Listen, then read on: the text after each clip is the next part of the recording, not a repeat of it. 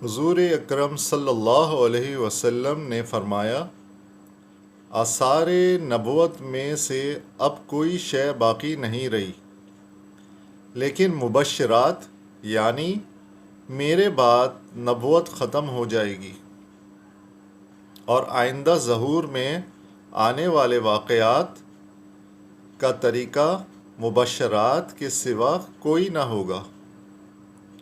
صحابہ کرام رضوان اللہ اجمعین نے پوچھا، یا رسول اللہ صلی اللہ علیہ وسلم، مبشرات کیا ہیں؟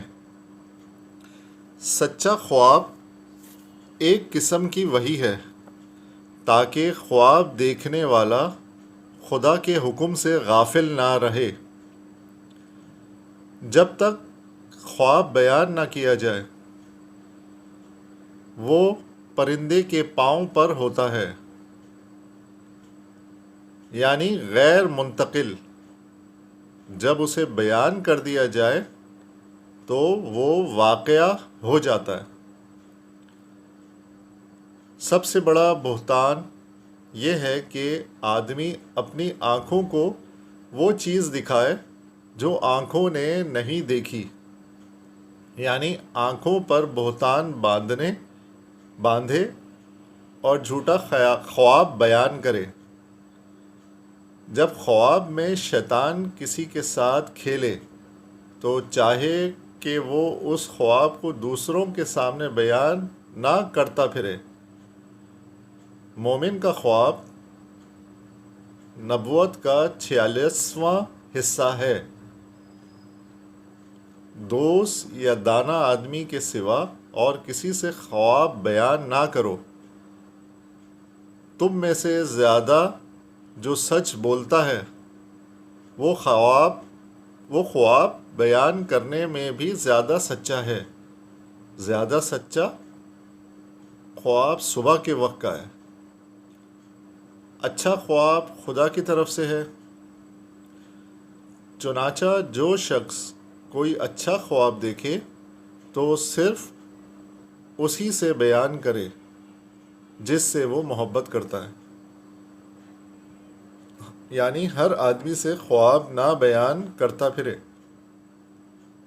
اور جو شخص برا خواب دیکھے وہ کسی کو نہ سنائے، اس لیے کہ اس طرح وہ خواب اسے نقصان نہ پہنچائے گا۔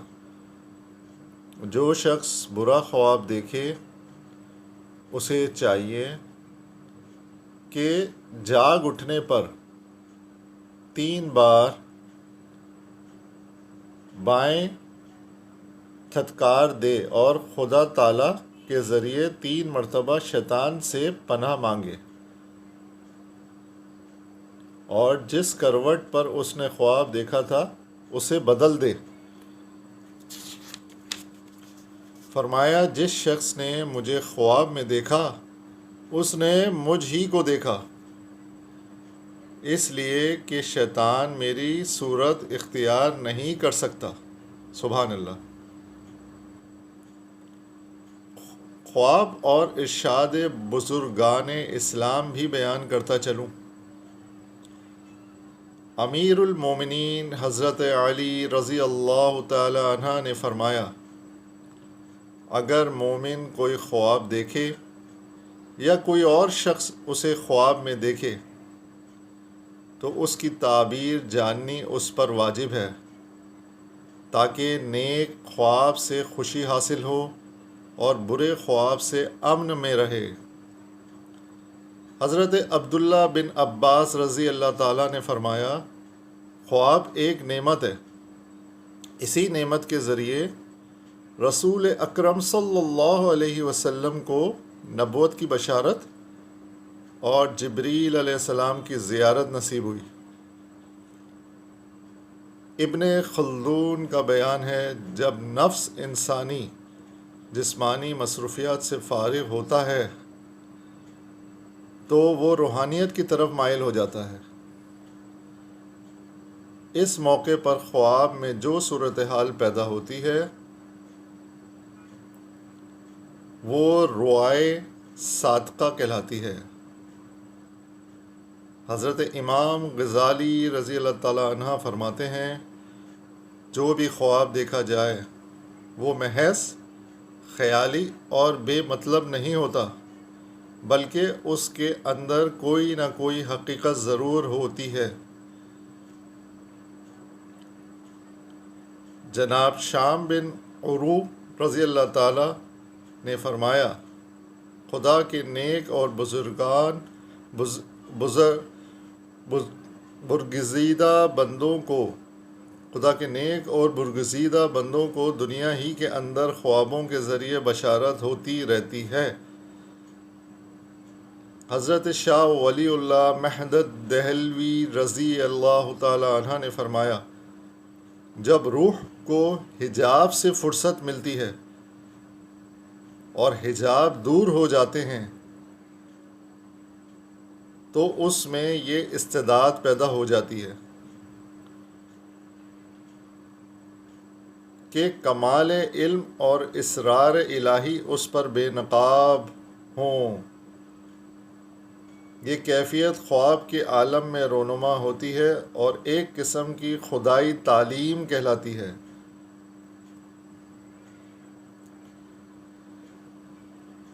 سچے خواب یا روحانی خواب کیا ہوتے ہیں؟ روحانی خواب یعنی رؤائے صادقہ جن کی وجہ سے حال یا مستقبل میں ظاہر ہونے والے واقعات ہو بہو یا اشارات کے سبب معلوم ہو جائیں۔ مسلمان صوفیوں، عالموں، فلسفیوں اور محدثوں نے رؤائے صادقہ کے متعلق تفصیل سے بحث کی ہے۔ حضرت امام بخاری رضی اللہ تعالی عنہ، امام مسلم رضی اللہ تعالی عنہ، امام غزالی رضی اللہ تعالی عنہ، ابن خلدون جیسے مورخوں، محدثوں اور فلاسفروں نے اس بارے میں تحقیق کے قیمتی موتی بکھیرے ہیں، اور جو لکھا ہے وہ نہایت عمدہ توضیحات پر ہے۔ ان تمام علماء اور مفکروں کے ارشادات کی روشنی میں رؤائے صادقہ کا فلسفہ صاف اور بے تفصیل سامنے آتا ہے، اور اس حقیقت کو سمجھنے کے لیے کسی قسم کی مشکل پیش نہیں آتی۔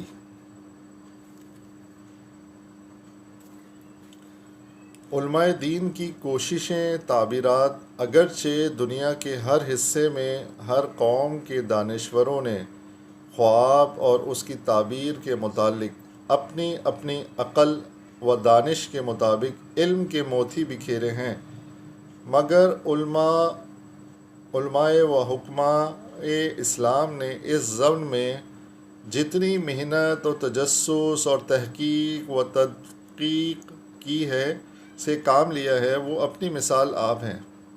مسلمان فلاسفروں نے اس موضوع پر بہت سے کارآمد و مفید کتاب لکھی ہیں۔